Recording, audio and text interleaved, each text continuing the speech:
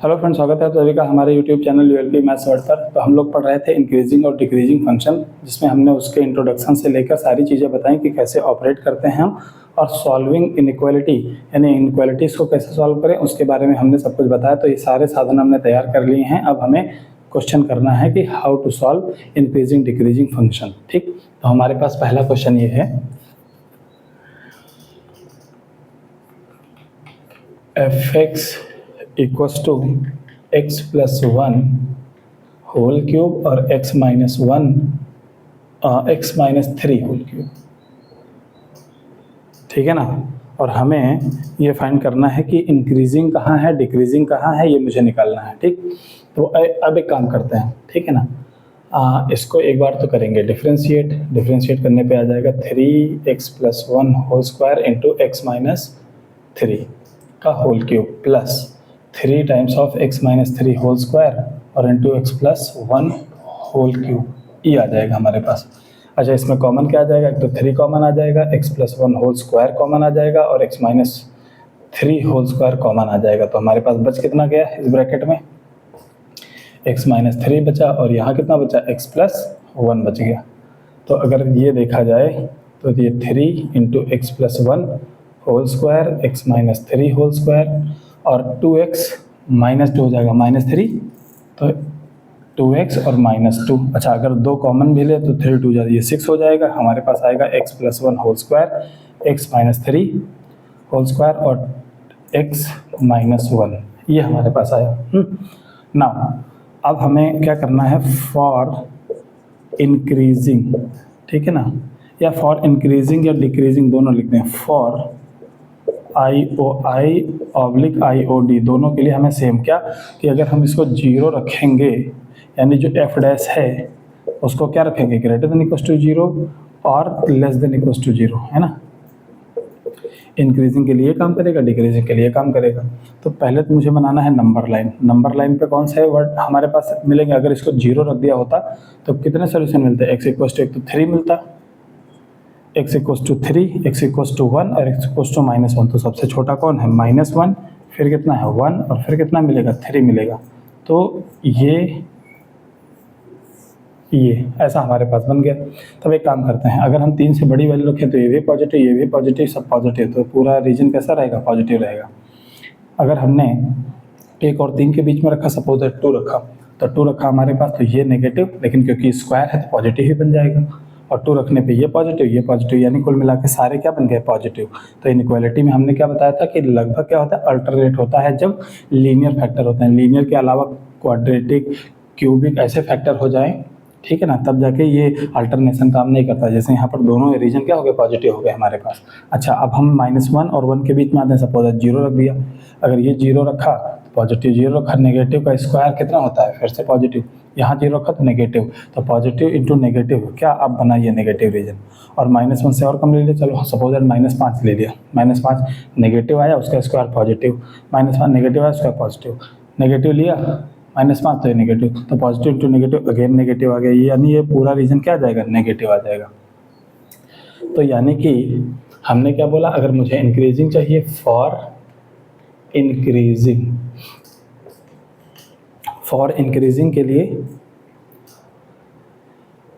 हमें क्या करना पड़ेगा, एफ डैश एक्स को greater than equal to zero करना पड़ेगा। तो greater than equal to zero का मतलब क्या है कि ये चीज़ क्या होनी चाहिए, ये greater than equal to zero. Greater than equal to zero कहाँ हो रहा है, एक तो इस रीजन में हो रहा है, एक दिन इस रीजन में, यानी पॉजिटिव। तो हमारे पास कौन सा रीजन होगा, 1 से 3 और 3 से लगा के और पूरा इन्फिनिटी।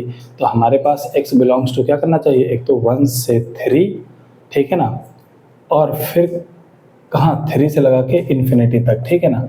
तो ये ऐसे हमारे पास हो जाएगा, दोनों का ले लिया यूनियन।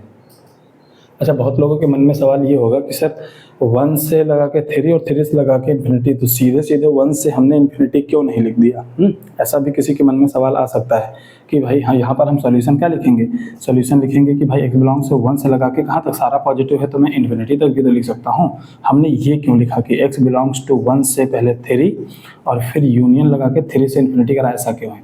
तो इसका एक ही कारण है कि जैसा फंक्शन दिया है ना, वो डेरिवेटिव उसका क्या हो रहा है, जीरो हो रहा है, ठीक। तो फंक्शन इस पॉइंट पे 3 पॉइंट पे हो सकता है ब्रेक कर गया हो, यानी हो सकता है कंटिन्यूअस ना रहा हो, या फिर ऐसा हो सकता है कि फंक्शन उस जगह पे नॉन डिफरेंशिएबल हो गया हो, इसीलिए उस पॉइंट पे हमने क्या करा, ब्रेक करा। नो डाउट 1 से लगा के इन्फिनिटी तक सब कुछ क्या है, उसका डेरिवेटिव पॉजिटिव है, लेकिन 3 पे ब्रेक इसलिए करा क्योंकि शायद वो डिसकंटिन्यूअस हो गया हो, या शायद फंक्शन में कोई ना कोई इरेगुलरिटी जरूर रहेगी, तभी इसलिए हमें तोड़ना पड़ा। और ये तोड़ना हमने अपने आप से नहीं किया, वो 3 पॉइंट यहाँ पर आया हुआ है, ठीक। तो ये बात थी। अगर मैं ये कहूँ कि फॉर डिक्रीजिंग, तो हमें एफ डैश एक्स को क्या लेना पड़ेगा, लेस देन इक्वल टू 0 लेना पड़ेगा, यानी कि नेगेटिव वाले काम कर जाएंगे। ये नेगेटिव क्या है, माइनस इन्फिनिटी से -1 और फिर -1 से इन्फिनिटी, वही काम माइनस इन्फिनिटी से 1 नहीं करेंगे, बीच में -1 पॉइंट दिया है, क्यों, उस पॉइंट पे मे भी शायद कुछ इरेगुलरिटी रही हो फंक्शन में। तो पहली बात तो x बिलोंग्स टू कहाँ, माइनस इन्फिनिटी से -1 और फिर यूनियन -1 से लगा के फिर 1 तक भी कहानी गई। तो ये रहे हमारे पास, ये हैं इंटरवल किसके, इंक्रीजिंग के, तो इसको हम बोलेंगे IOI इंटरवल ऑफ इंक्रीज, और ये इंटरवल है डिक्रीजिंग के, तो इसको हम बोलेंगे IOD इंटरवल ऑफ डिक्रीज, ठीक। तो ये हमारे पास हो गया। Now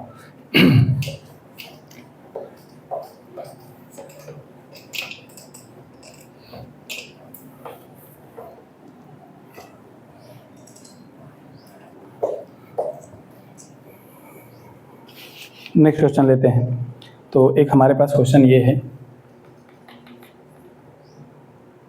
fx equals to sign 3x और x बिलोंग्स टू 0 से π/2। मैं लिख नहीं रहा हूँ, लेकिन इसमें कहा गया है कि जो है इंटरवल ऑफ इंक्रीज या इंटरवल ऑफ डिक्रीज फाइंड करो, या कहाँ इंक्रीज कर रहा है कहाँ इंक्रीज कर रहा है ये फाइंड करना है कुल मिला के, ठीक। क्वेश्चन बस इतना लिख रहे हैं। तो सॉल्यूशन पे जाएंगे कि भाई अगर x यहाँ से यहाँ तक जा रहा है तो 3x कहाँ से कहाँ तक जाएगा, तो 3x कहाँ तक हो जाएगा, 0 से 3π/2, अरे 3 गुना कर दिया सीधे x का, तो ये हो जाएगा।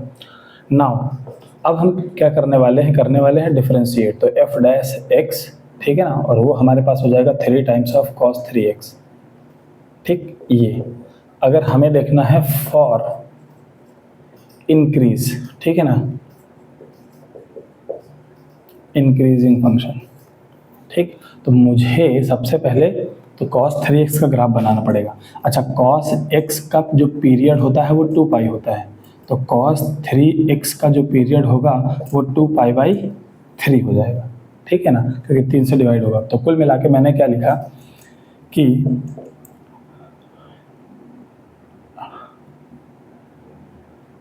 अगर मैं 3x को ही लेकर चलूं, अगर इसको मैं t मान के चलूं t, तो हमने साइन मान लो cos t का ग्राफ बनाना है। अगर इसको t मान लिया तो इसको हम क्या लिख सकते हैं, 3 cos t भी लिख सकते हैं। अब हम गए cos t का ग्राफ बनाने, cos t का अगर हम ग्राफ बनाने गए तो t कहाँ से कहाँ तक गया है, 0 से 3π/2 तक। चलो cos का ग्राफ बना लो पहले, तो ये ऐसे हो गया, ये हमारे पास 0, ये π/2, ये पाई, ये कितना 3π/2 और ये 2π, लेकिन हमें ऑब्जर्वेशन केवल यहाँ तक ही करनी है। तो ये बताओ f dash x less than equals to 0। तो मैं एक काम कर देता हूँ, ग्राफ बना लिया, ऑब्जर्वेशन इधर कर देता हूँ। तो फॉर इंक्रीजिंग, यानी कि फॉर इंक्रीजिंग के लिए मुझे क्या करना पड़ेगा, f डैश x को ग्रेटर देन इक्वल्स टू 0 करना होगा। तो ग्रेटर देन इक्वल्स टू 0 वो कहाँ है, इस वाले रीजन में, यहाँ से यहाँ तक ऑब्जर्व करना है, ये मुझे ऑब्जर्व नहीं करना है, इसलिए मैं इसको रफ कर दे रहा हूँ। तो जितना नीचे है वो नेगेटिव है, ऊपर वाला पोर्शन सिर्फ इतना रहा, यानी कि फॉर इंक्रीजिंग के लिए मैं इतना कह सकता हूँ कि जो t है, ये हमने किसका बनाया, cos t का ग्राफ बनाया है कि नहीं, t के फॉर्म में। तो जो t है वो कहाँ से कहाँ तक होना चाहिए, वो होना चाहिए 0 से लगा के कितना, π/2 तक, बस। तो 0 से लगा के π/2 तक। अच्छा, t खुद क्या था, 3x था, तो मैंने 3x इज बिलोंग्स टू 0 से कितना, π/2 तक। तो x कितना, 3 से डिवाइड कर दो, तो फिर हमारे पास x बिलोंग्स टू कितना हो जाएगा, 0 to π/6। यहाँ से यहाँ तक क्या होगा, इंक्रीज होगा, इसको हम इंटरवल ऑफ इंक्रीज बोलेंगे। लेकिन अगर मैं बात करूँ डिक्रीज की, तो फॉर डिक्रीजिंग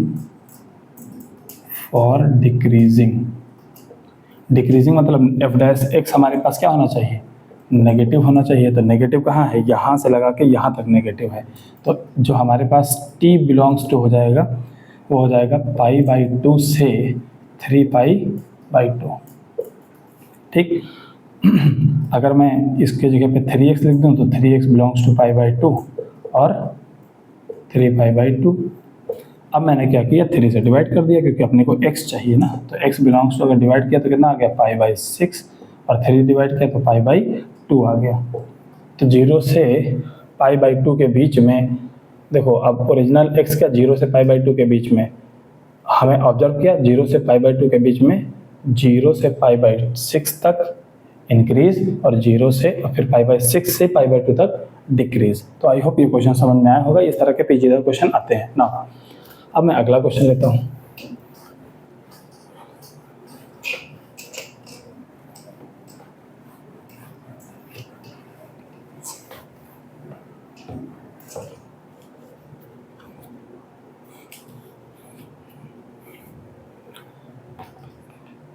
क्वेश्चन क्या है कि fx equals to x to power x, जहाँ पर x ग्रेटर देन 0 है, इंक्रीजिंग डिक्रीजिंग का फंक्शन फाइंड करना है। यार मैं सीधे बता देता हूँ कि सॉरी f है, तो इसको हम डिफरेंशिएट करेंगे तो f डैश x कितना आएगा, हम इसका डेरिवेटिव बता चुके हैं, जिसको नहीं आता डिफरेंशिएशन में जाके देख ले, ठीक है ना। तो x to power x 1 plus क्या होता है ln x यानी log x होता है, और हमारे पास अगर हमने इसको रखा put f dash x equals to 0, f dash x equals to 0 रखा तो हमारे पास x to power x 1 plus ln x कितना हो जाएगा, 0 हो जाएगा। यानी ये तो कभी 0 हो नहीं सकता, सिर्फ इसी को 0 होना बाकी है। तो ln x plus 1 equals to कितना, 0।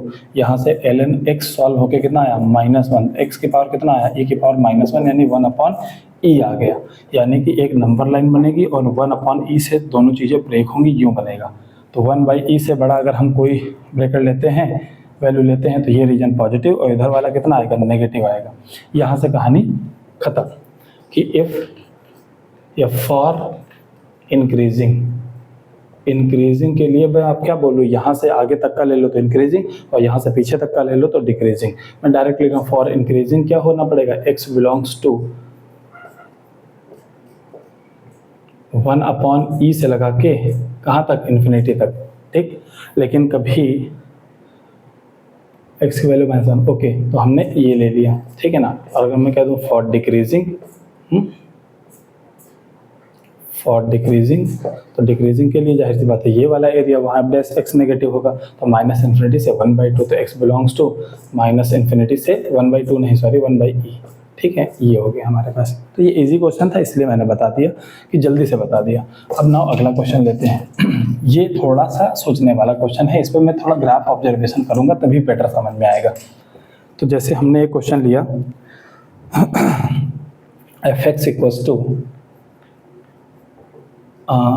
ln या log cos x, और बोला गया है x बिलोंग्स टू 0 से 2π के बीच में मुझे ऑब्जर्व करके दिखाना है कि ये फंक्शन कहाँ इंक्रीजिंग है और कहाँ डिक्रीजिंग है। तो फाइंड IOI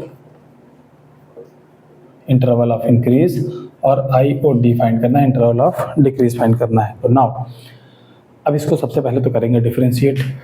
तो इसको हमने क्या कर दिया, f डैश x निकाला तो हमने पाया कितना आया 1/cos x, और इंटू cos x का डिफरेंशिएशन -sin x आ गया और फिर ये -tan x आ गया। यानी कि f डैश x की वैल्यू आ गई -tan x।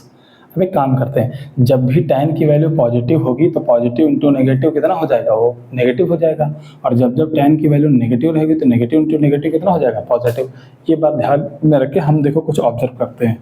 पहले तो ग्राफ बनाते हैं tan x का, क्योंकि हमें tan x से ऑब्जर्व करना है ना, डेरिवेटिव तो tan x का आया। यही लोग दिक्कत कर जाते हैं कि यहाँ पे पंगा फंसता है, तो वो क्या करते हैं, इसका ग्राफ बना लेते हैं, या sin x आ गया तो sin x का ग्राफ बना लिया। अरे भाई ये बस इतना देखो, डेरिवेटिव उसका देखो, तो डेरिवेटिव tan x आया तो मैं tan x का ग्राफ बनाता हूँ। tan x का ग्राफ भाई बहुत ईजी है, ये π/2 लाइन होती है और ये π/2 तक इन्फिनिटी पर चढ़ता है। फिर अगली लाइन क्या होती है, पाई, और ये नीचे से आता है, फिर ये ऊपर चढ़ गया, तो ये कितना आया 3π/2, और फिर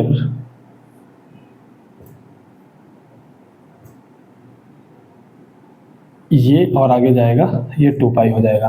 तो जहाँ से आगे हमें ऑब्जर्व नहीं करना वो चीज़ मैं लिखता नहीं हूँ, ठीक है ना। सिर्फ इतना करता हूँ 0 से पाई बाई 2, फिर पाई, फिर 3 पाई बाई 2 और 2 पाई, इतने में मुझे ऑब्जर्व करना है। तो पहले मैंने क्या बोला कि फॉर इंक्रीजिंग के लिए मुझे क्या करना होगा, एफ डैश एक्स को ग्रेटर देन इक्वल टू 0 दिखाना होगा। यानी कि मुझे tan x minus tan x greater than equal to 0 दिखाना होगा। अच्छा, मैंने क्या किया, अगर माइनस से मल्टीप्लाई कर दिया तो कितना हो गया, प्लस tan x हो गया, और 0 तो 0 है माइनस मल्टीप्लाई करने पे, लेकिन नेगेटिव मल्टीप्लाई करने पे ये इनक्वालिटी पलट जाती है। ये बात ध्यान देना। कैसे पलट जाती है यार, दिखाता भी हूँ। 3 इज लेस देन 5 होता है कि नहीं, लेकिन अगर मैं माइनस कर लिया तो -3 और -5 के बीच में अब -3 बड़ा हो गया, तो माइनस से मल्टीप्लाई करने पर इनक्वालिटी पलटती है, ठीक है। अब यानी कि इंक्रीजिंग के लिए अगर मुझे देखना है तो ये देखना पड़ेगा कि tan x F dash x कहाँ पॉजिटिव होगा। एफ डैश एक्स वहाँ पॉजिटिव होगा जहाँ tan x नेगेटिव होगा। तो नेगेटिव कहाँ हो रहा है, tan इस वाले रीजन में हो रहा है और इस वाले रीजन में हो रहा है। यानी कि x बिलोंग्स टू -π/2 से कहाँ तक, पाई तक। पहले ये हो गया। अच्छा, π/2 पे tan क्या आ रहा है, इन्फिनिटी आ रहा है, तो π/2 पर ये वाला ब्रैकेट नहीं लगाएंगे। इसका मतलब है तो इंक्लूड, हम एक्सक्लूड वाला लगाएंगे, क्योंकि -π/2 नहीं ले सकते। पाई ले सकते हैं क्या, यस, पाई रखने पे 0 आएगा, तो 0 एक वैलिड वैल्यू है, ठीक। तो ये फिर यूनियन, दूसरा कौन सा इंटरवल, यहाँ माइनस नहीं, मैं माइनस क्यों ले रहा हूँ, π/2, ठीक है। फिर अगला कहाँ, 3π/2 से 2 पाई, तो 3π/2 से 2 पाई। 3π/2 पे इन्फिनिटी आ रहा है, इसलिए इसको इंक्लूड नहीं कर सकते और इसको इंक्लूड कर लेंगे। तो ये हमारे पास रहा इंटरवल ऑफ इंक्रीज। अगर मैं बात करूं इसी बात में कि फॉर, या फिर इधर लिख देता हूं, for decreasing F dash X को लेस देन इक्वल टू 0 करना पड़ेगा, यानी -tan x को लेस देन इक्वल टू 0 करना पड़ेगा, और tan x को ग्रेटर देन इक्वल टू 0 करना पड़ेगा। यानी tan x जहाँ पर पॉजिटिव होगा वहाँ पर क्या होगा, फंक्शन डिक्रीज करेगा। तो देख लेते हैं, तो पॉजिटिव कहाँ हो रहा है, इस वाले एरिया में और इस वाले एरिया में। तो यानी कि x बिलोंग्स टू, हमारे पास एक तो आ जाएगा 0 से कहाँ, π/2, 0 इंक्लूड है, π/2 इंक्लूड नहीं है। यूनियन दूसरा क्या है, पाई से लगा के 3π/2 तक, पाई से लगा के 3π/2 तक, और ये इंक्लूड है, ये इंक्लूड नहीं है। और ये हमारे पास हो गया इंटरवल ऑफ डिक्रीज। इस इंटरवल में डिक्रीज करेगा, इस इंटरवल में इंक्रीज करेगा। तो आई होप पूरी बात आप लोगों को समझ में आई होगी। इंक्रीजिंग डिक्रीजिंग उतना वाइड टॉपिक नहीं है बोर्ड के लिहाज से, ठीक है ना। तो मैंने जितनी ज़रूरी बातें थी बता दी और लगभग क्वेश्चन करा दिए। अब हम एक नया टॉपिक स्टार्ट करेंगे। यहाँ पर इंक्रीजिंग डिक्रीजिंग समाप्त हुआ। इंक्रीजिंग डिक्रीजिंग बहुत छोटा टॉपिक है, इसीलिए मैंने इतने कम 3 ही वीडियो में कंप्लीट हुआ। तो नाउ अब हम अगला टॉपिक स्टार्ट करेंगे, मोस्ट प्रोबेबली टेंजेंट नॉर्मल, ठीक है ना। टेंजेंट नॉर्मल स्टार्ट कर देंगे या फिर मैक्सिमा मिनिमा। चलो पहले टेंजेंट नॉर्मल खत्म करता हूँ, ठीक है, इसके बाद। तो ठीक है, ये हमारा टॉपिक कंप्लीट हुआ। आई होप आप लोगों को समझ में भी आया होगा। बाकी बातचीत करते हैं नेक्स्ट टाइम पे। Thank you so much for watching this video. Thank you.